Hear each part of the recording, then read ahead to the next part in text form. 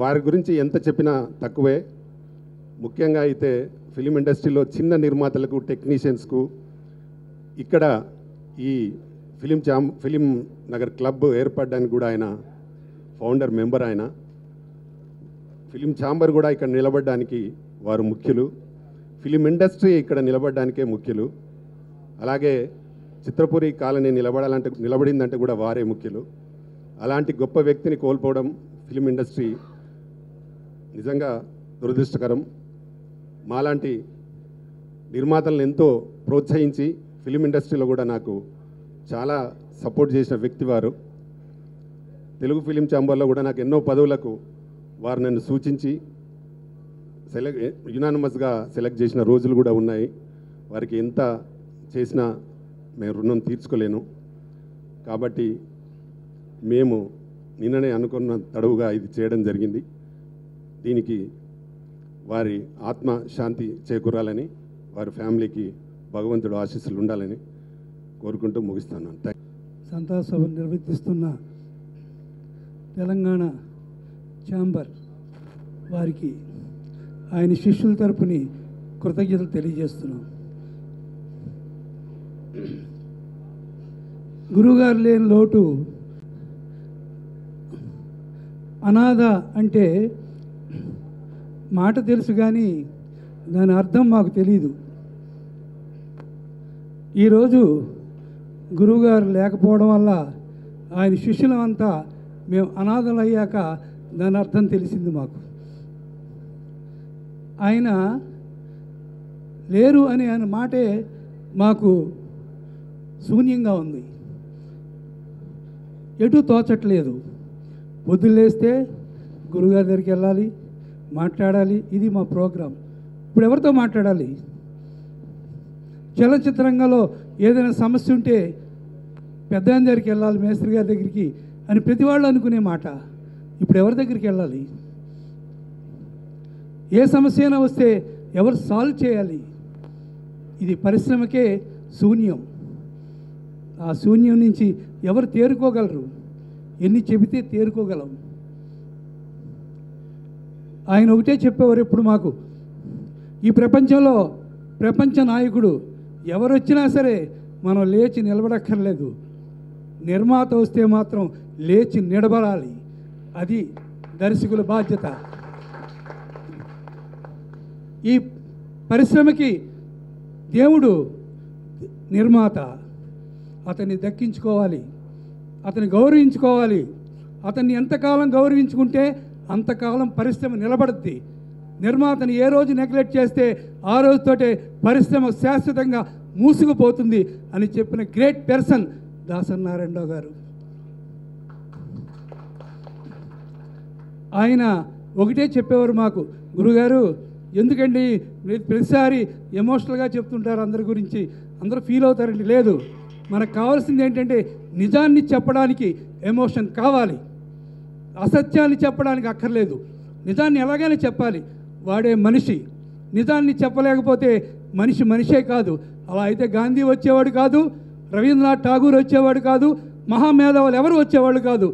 నేను వాళ్ళ దారిలోనే వెళుతున్నా. ఇది నా స్వార్థం కోసం కాదు. It's my nature, it's my nature, it's my nature. ఎక్కడ చూసినా దాసరి ప్రతిధ్వనిస్తారు. ఆయన లేరని మేము అనుకుంటలే. ఇక్కడే ఉన్నారు, ఇప్పుడు ఉన్నారు, ఎప్పుడు ఉంటారు, ఎప్పటికీ ఉంటారు, శాశ్వతంగా ఉంటారు.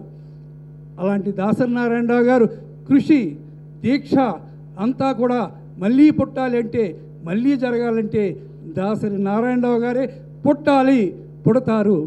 మీరందరూ కూడా మా తరపుని ఆయన ఆత్మకి శాంతి చేకూర్చాలని ప్రార్థిస్తానని కోరుకుంటున్నాం. ఆయన శిష్యుల తరపుని. జై హింద్. నేను కలలో ఊహించలేదు.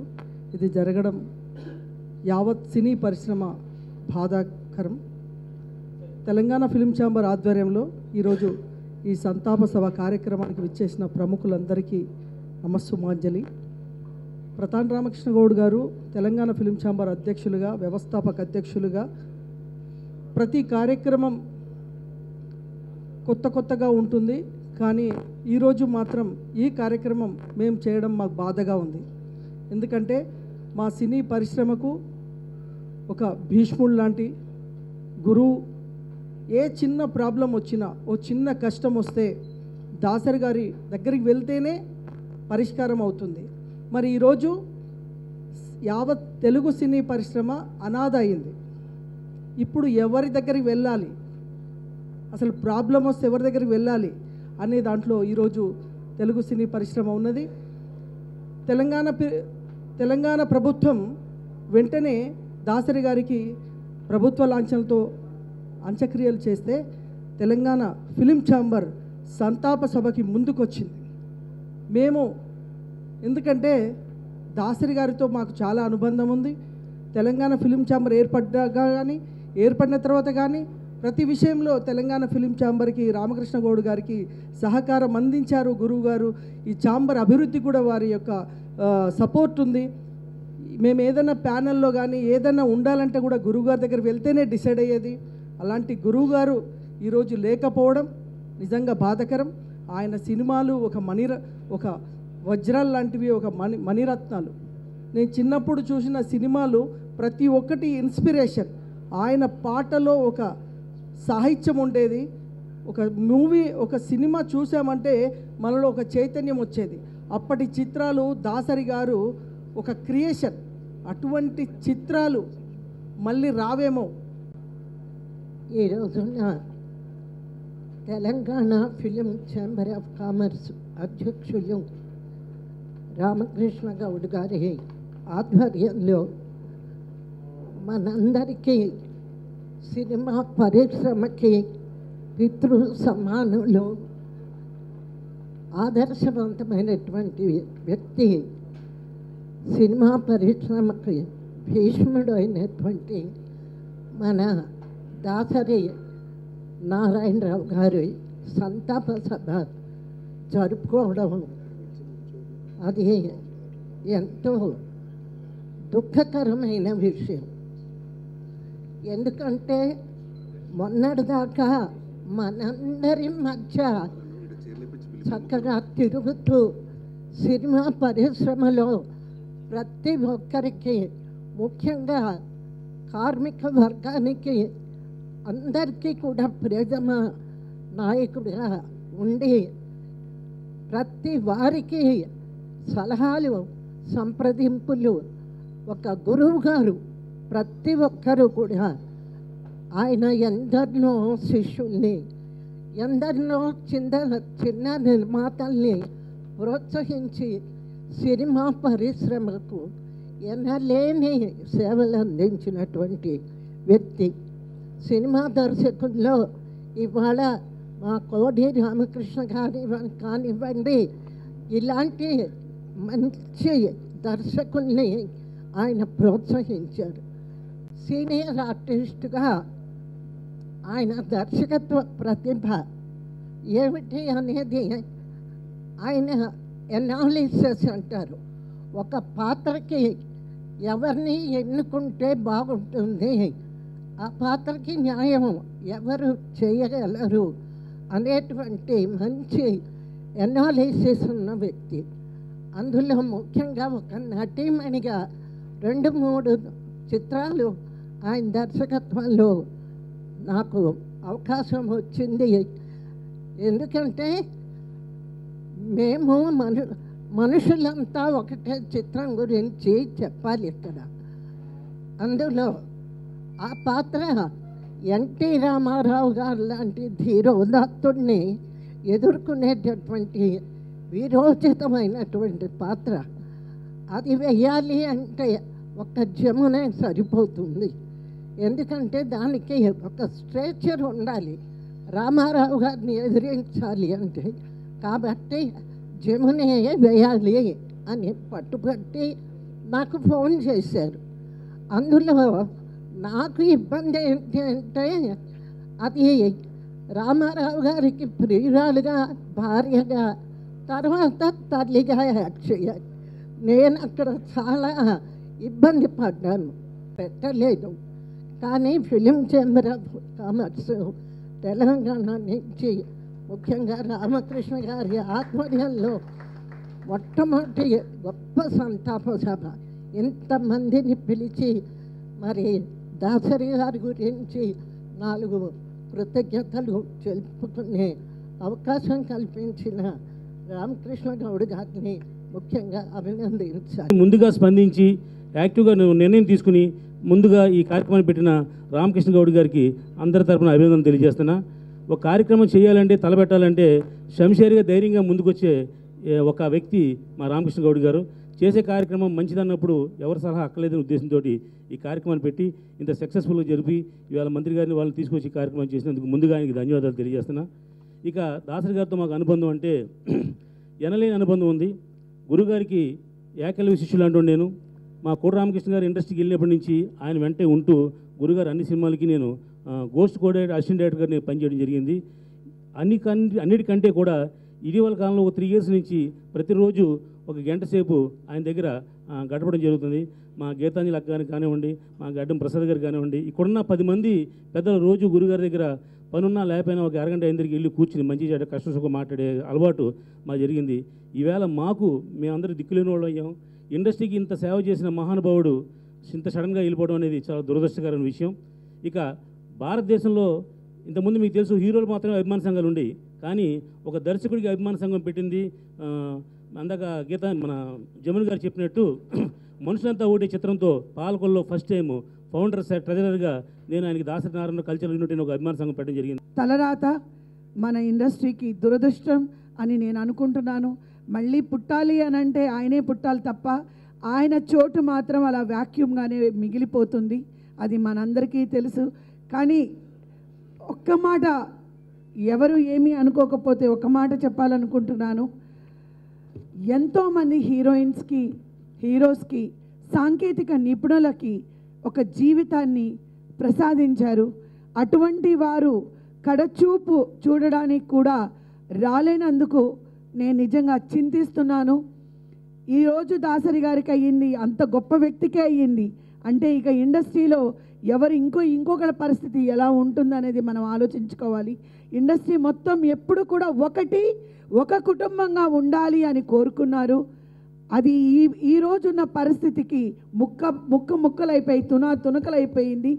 మళ్ళీ ఆయన ఎక్కడ ఉన్నారో ఆ భగవంతుడి దగ్గర అక్కడి నుంచి మా ఇండస్ట్రీని ఆశీర్వదించి అందరూ ఒక్క తాటి మీద ఉండి మళ్ళీ ఒక కుటుంబంగా అందరూ ఉండాలని నేను ఆశిస్తూ ఇటువంటి ఒక మంచి కార్యక్రమాన్ని Telangana film chamber of commerce Ramakrishna Goud గారు నిజంగా ఆయన చేయడం అనేది అంటే ఇంతవరకు ఎదురు చూసాము. వేరే ఎవరైనా ఇండస్ట్రీ తరపు నుంచి ఇమ్మీడియట్గా సంతాప సభ పెడతారేమో, సో దాన్ని అటెండ్ చేయొచ్చు అని. కానీ రోజులు గడుస్తున్న కొద్దీ జరగకపోయేటప్పటికీ ఇమ్మీడియట్గా చాలా తక్కువ కాలంలో ఈ డిసిషన్ తీసుకొని ఇంత తక్కువ టైంలోనే ఇంతమందిని సమకూర్చి ఇంతమంది చేత ఆయనకి శ్రద్ధాంజలిని ఘటించేలా చేసినందుకు రామకృష్ణ గారికి ప్రత్యేకంగా నా ధన్యవాదాలు. అలాగే ఆయన ఎక్కడున్న దాసరి గారు ఆయన ఆశీర్వాదాలు మాకు ఉండాలి. ఆయన ఆత్మకు శాంతి కలగాలి, కుటుంబ సభ్యులకి ధైర్య శక్తిని ఇవ్వాలి అని మనస్ఫూర్తిగా కోరుకుంటూ, అలాగే తుమ్మల నాగేశ్వరరావు గారు ఈరోజు వచ్చి ఆయనకి మాతో పాటు శ్రద్ధాంజలి ఘటించడం అనేది సార్ నేను మనస్ఫూర్తిగా మీకు మా ఇండస్ట్రీ తరపున కృతజ్ఞతలు తెలియజేసుకుంటున్నాను. నా చిన్న రిక్వెస్ట్ ఏంటంటే ఈ రోజున కేంద్ర మంత్రివర్గంలో సామాజిక సేవ మంత్రివర్యులు శ్రీ రామదాస్ సత్యవల్లి గారు ఉన్నారు. మరి అందరూ మా ఫిలిం కానీ చిత్ర పరిశ్రమ కానీ అన్ని అసోసియేషన్లు కలిపి ఒక యూనిట్గా తయారయ్యి మరి డాక్టర్ దాసరి నారాయణ గారికి భారతరత్న అవార్డు ప్రతిపాదించాలని చెప్పి మేము కోరినాం. అలాగే మీ అందరూ కూడా అన్నీ మరి తెలంగాణ ప్రభుత్వం తరఫున కూడా ఇవ్వాలని చెప్పి కోరుకుంటూ మరి నాకు ఈ యొక్క అవకాశం ఇచ్చినట్టు మీ అందరికి కూడా పేరు. కరెక్ట్గా 11 గంటలకి 38 సంవత్సరాల నుంచి నాకు అన్నయ్య గారి పరిచయం. ఆయన అసిస్టెంట్ డైరెక్టర్గా పనిచేస్తున్నప్పుడు కూతురు కోడలు సినిమా మెడ్రాస్లో శోభన్ బాబు గారు నేను యాక్ట్ చేసిన సినిమా, అక్కడి నుంచి పరిచయం. వారి పరిచయం ఎంత మంచి పరిచయం అంటే ఒక 38 సంవత్సరాలు ఆయన నీడలో ఉన్నట్టుగానే నా భర్త నేను కానీ నా పిల్లలు కానీ మేమందరం కూడా ఆయన ఏం చెప్తే అది విని ఉన్నాం. రామకృష్ణ గారు లేరు కానీ అనుబంధం మటుకు నువ్వు హైదరాబాద్ వచ్చేసాయమ్మా, నేను ఉన్నాను ఇక్కడ, మీ వదిన ఉంది చూసుకుంటాం మేము రా అని చెప్పి పిలిచారు. ఆ ఒక్క అభిమానంతో నేను హైదరాబాద్ మళ్ళీ రావడం జరిగింది. కానీ ఈ 10 సంవత్సరాల్లో అన్నయ్య గారు ఒక్కరోజు కానీ నేను మిస్ అయ్యానంటే వారింటికి వెళ్లకుండా మా గీత ఏది ఎక్కడుంది రమ్మని చెప్పండి, ఫోన్ చేయండి అని అంత ఆప్యాయత చూపించారు. ఆయన యొక్క ప్రేమ కానీ ఆయన అభిమానం కానీ ఎవరికి నాకు రాదండి, ఎవరికి రాదు, చూడలేదు నేను. ఎందుకంటే అంత ప్రేమైన మనిషి ఎంత ప్లెయిన్గా మాట్లాడతారంటే ఒక సున్నితమైన మనసు. నేను ఏ రోజైతే అప్పుడు చూశానో అదేలాగా ఉన్నారండి. ఇంతవరకు కూడా ఎప్పుడైనా కోపం వస్తుందేమో అన్నయ్య గారికి, ఓర్పు సహనం ఆయన చూసి నేర్చుకోవాల్సిన విషయం. అంత మంచి మనిషి, అంత మంచి అన్నయ్య గారిని నిజంగా లేరు అనగానే చాలా బాధాకరంగా ఉంది. మా అన్నయ్య గారు లేరని అనకండి, ఆయన ఉన్నారు ఎక్కడున్నా. అన్నయ్య గారు తప్పకుండా అందరినీ మన సినిమా ఇండస్ట్రీని కంటికి రెప్పలా కాపాడతారు. ఎప్పుడు చూసినా ఆయనకి అదే ధ్యాసలోనే ఉండేవారు. ఆయన ఇంటికి మేము 11 గంటలప్పుడు పొద్దున్న కానీ సాయంత్రం కానీ వెళితే ఏదో ఒక దాంట్లో ఎవరికో ఒకరికి సహాయం చేస్తూనే ఉంటారు. ఎప్పుడు చూసినా అన్నయ్య గారు భోజనం చేయండి అంటే పర్వాలేదమ్మా వచ్చిన వాళ్ళు అని చెప్పి ఎంత ఆప్యాయతైన మనిషి.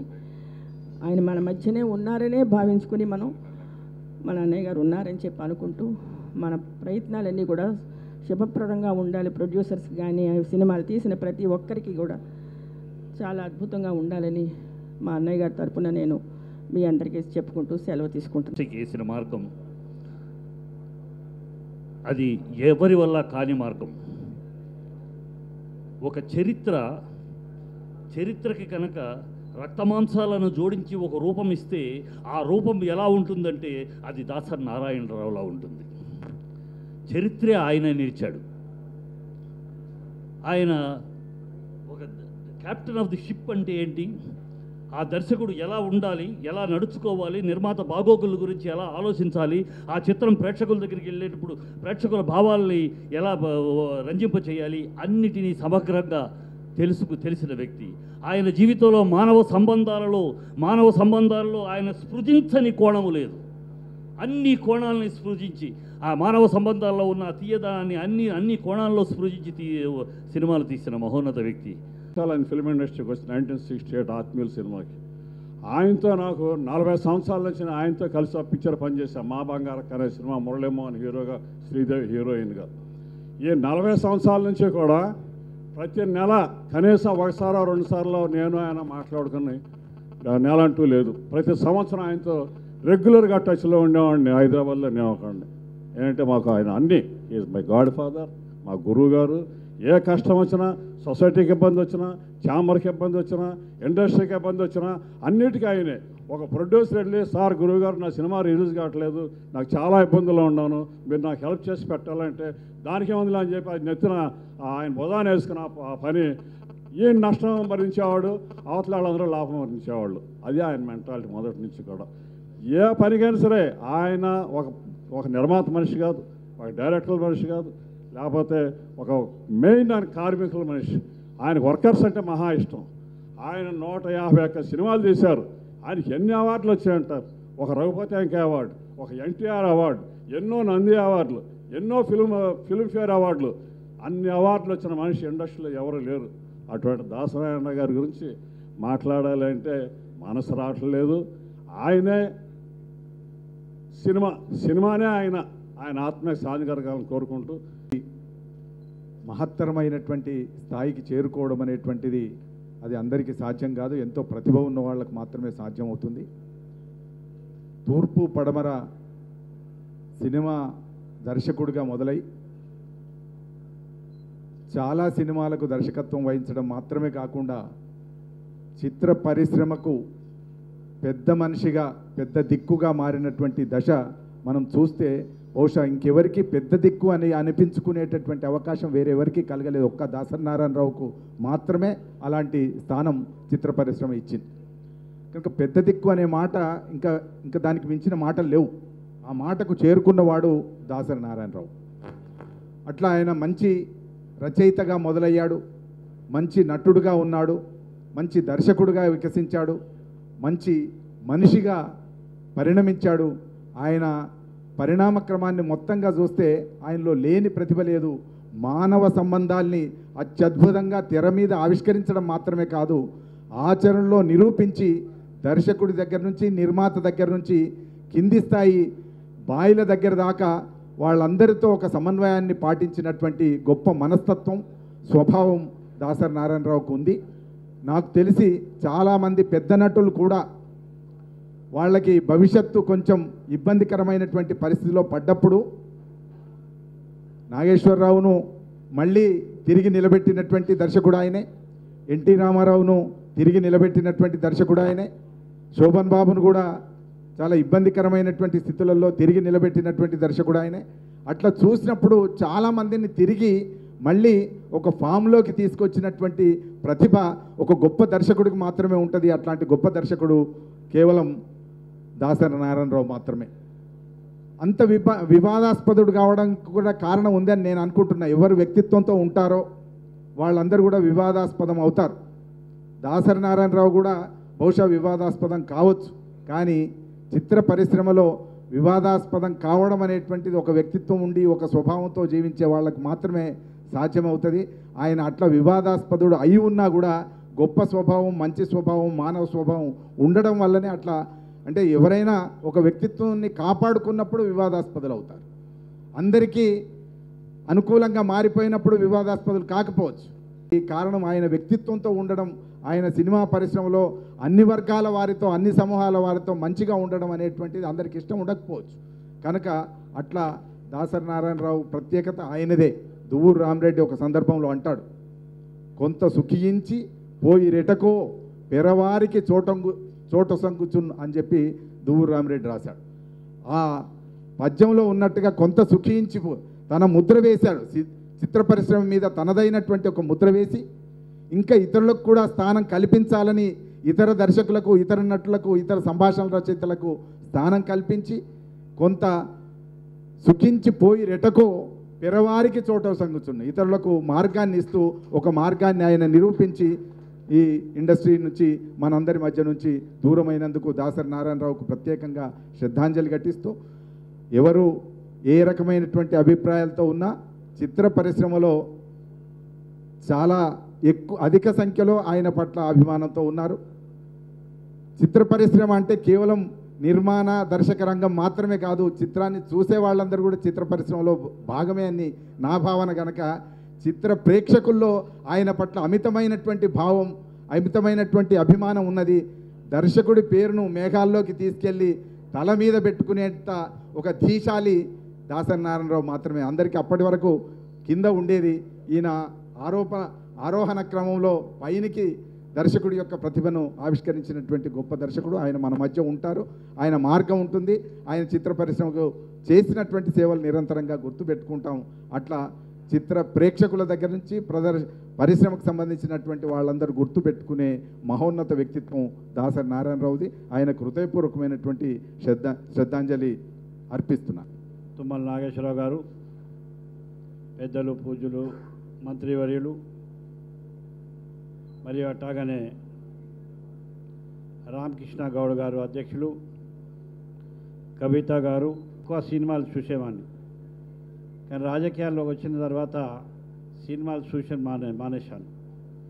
కాబట్టి సినిమాలు చూసే టైంలో అభిమాన నటుడుగా ఎన్టీ రామారావు గారు, శోభన్ బాబు గారు, అభిమాన నటిగా జమున గారు, దర్శకుడిగా, యాక్టర్గా, ప్రొడ్యూసర్గా అన్నింటిలో దాసరి నారాయణ గారి అభిమానంని దగ్గరగా చూసిన వాడిని నేను.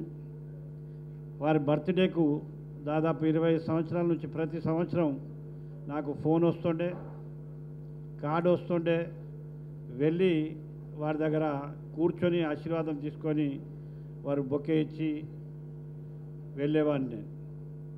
కానీ లాస్ట్ ఇయర్ ఏదో కారణాల వల్ల నేను లండన్కి వెళ్ళినుంటి రాలేకపోయినాను. వారు ఎప్పుడైతే బీమారి హాస్పిటల్లో ఉండేనో, హెల్త్ బాగలేకుంటే పోయి చూసి అక్కడ మోహన్ బాబు గారు ఉండి వారికి కలిసి రావటం జరిగింది. ఏదేమైనా కానీ ఇవాళ ఈ బిల్డింగ్ నిలబడ్డదైతే సూర్యనారాయణ గారు చెప్పినారో వాస్తవం. ఇది ఎల్లప్పుడూ నిలబడి ఉంటుంది. దాసరి నారాయణ గారి కృషితోని తెలంగాణలో తెలుగు ఇండస్ట్రీ మద్రాసు నుంచి రావడానికి ఒక ఇంటర్వ్యూలో అది నేను నా మీద చెప్పులు పడ్డా, నా మీద తిట్లు పడ్డా, నేను భరించి ఇక్కడ తీసుకొచ్చిన అని చెప్పి దాసనారావు గారు ఏదో చెప్పిందో అది వాస్తవం. ఇవాళ ఈ తెలంగాణలో రావడానికి కారణం. అదే మాదిరిగా ఇవాళ కేసీఆర్ గారు కూడా వారి సావుకు చచ్చిన తర్వాత వారి అంత్యక్రియలకు అఫీషియల్గా చేయాలని చెప్పి కేసీఆర్ గారు కూడా నిర్ణయించి అఫీషియల్గా చేయటం జరిగింది అని చెప్పి మనం చేస్తూ ఉన్నాను. కాబట్టి డైరెక్టర్లు కానీ, ప్రొడ్యూసర్లు కానీ, యాక్టర్లు కానీ, చిన్న చిన్న కార్యక్రమం చేసేవాళ్ళు ఎవరైతే ఉంటారో ఇండస్ట్రీలో వారికి అందరికీ అండగా ఉన్నటువంటి ఇవాళ దాసరి నారాయణరావు గారు మన మధ్యలో లేరు అంటే ఇవాళ ఎవరో ఒకరు బాధ్యత తీసుకొని ఇటువంటి ఇండస్ట్రీని కాపాడాల్సిన బాధ్యత ఉన్నది అని మనం చేస్తూ ఉన్నాం. ఎందుకంటే ఎవరో ఒక పిల్లికి గంట కడితేనే ఇండస్ట్రీ అని ముందుకు పోతుంది. లేకుంటే స్వార్థంతో మన దగ్గర మనమే డబ్బు సంపాదించుకుందాం, మన దగ్గర ఉందాం అన్నటువంటి ఆలోచన ఉండొద్దు. దాసరావు లెక్క ముందుకు వచ్చి నేనున్నాను అని చెప్పేవారు ఎవరన్నా ఉంటే ఈ ఇండస్ట్రీ ముందుకు పోగలుగుతుంది. చిన్న చిన్న నిర్మాతలు కానీ, చిన్న చిన్న యాక్టర్లు కానీ, చిన్న చిన్న ప్రొడ్యూసర్లు కానీ, చిన్న చిన్న ఎవరైతే లైట్ మెన్ నుంచి పెద్ద ప్రొడ్యూసర్ దాకా ఎవరైతే ఉంటారో, ఎందుకంటే ఫిల్మ్ ఇండస్ట్రీ నాకు సంబంధాలు లేవు.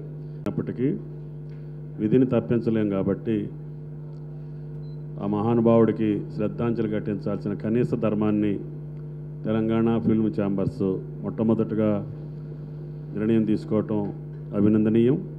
దానికి నిర్వాహకులందరికీ, గౌడ్ గారికి ప్రత్యేక ధన్యవాదాలు. అదేవిధంగా సినీ రంగాన్ని గురించి, దాసరి గారి అనుబంధాన్ని గురించి, దాసరి గారి ప్రతిభ గురించి, దాసరి గారి వ్యక్తిత్వం గురించి, ఆయన గారు నిర్వహించినటువంటి ప్రధాన పాత్ర గురించి ఫిల్మ్ ఛాంబర్లో చెప్పటం నాకు సాహసమే అవుతుంది.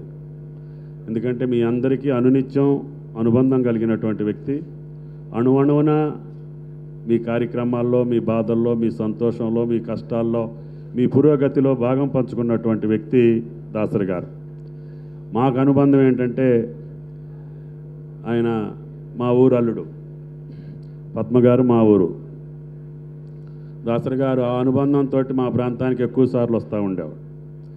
సత్తుపల్లికి వచ్చి అక్కడ ఉన్నటువంటి మిత్రులు కానీ, పద్మగారికి సంబంధించినటువంటి బంధువులను కానీ కలవటానికి పాలకోలు నుంచి కానీ అటు నుంచి వచ్చేటప్పుడు ఎప్పుడు సత్తుపల్లి ఆగటం. రాజ్యసభ సభ్యుడిగా ఉన్నప్పుడు కూడా ఆయన నిధులను కూడా కేటాయించి ఆ ప్రాంతంలో అభివృద్ధి కార్యక్రమాలకు పూనుకోవటం.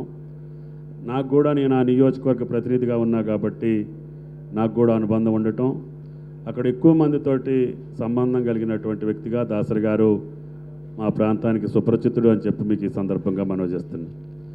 కేంద్ర మంత్రిగా కూడా మా ప్రాంతానికి కావాల్సిన పనులు నేను కూడా వచ్చి ఆయనతోటి చేయించుకునే అవకాశం వచ్చేది. ఆ రకంగా మీ సినీ నీలి ఆకాశంలో ఎంత ఎత్తుకి ఎదిగాడో రాజకీయ రంగంలో కూడా కేంద్ర మంత్రి స్థాయికి ఎదిగినటువంటి వ్యక్తి. మీకు తెలుసు, సామాన్య కుటుంబంలో ఉంచున్నటువంటి వ్యక్తి సినీ రంగంలోనే కాకుండా క్లిష్టమైన రాజకీయ రంగంలో కూడా రాణించటం, సాక్షాత్తు కేంద్ర మంత్రి పదవి అలంకరించటం మన రాష్ట్రానికి, మన జాతికి గర్వకారణం. అటువంటి వ్యక్తి పెద్దలు చెప్పినట్లుగా త్వరగా మన వదిలిపెట్టి వెళ్ళాడనే బాధ. ఇంకా ఆయన జీవించుంటే మీ పరిశ్రమకి ఇప్పటివరకు సాగించినటువంటి ఆయన పాత్ర గణనీయంగా కొనసాగేది. సిద్ధారెడ్డి గారు చెప్పినట్లుగా ఎంతోమంది నటులకి, ఈ పరిశ్రమలో ఉన్నటువంటి లక్షలాది మంది వ్యక్తులకి ఆరాధ్య దైవంగా పూజింపబడేటటువంటి దాసరి గారు మన దగ్గర మధ్య లేకపోవటం బాధాకరం. వారి ఆత్మకు శాంతి చేకూరాలని వారి కుటుంబ సభ్యులకి సానుభూతిని తెలియజేస్తూ సెలవు తీసుకుంటాం.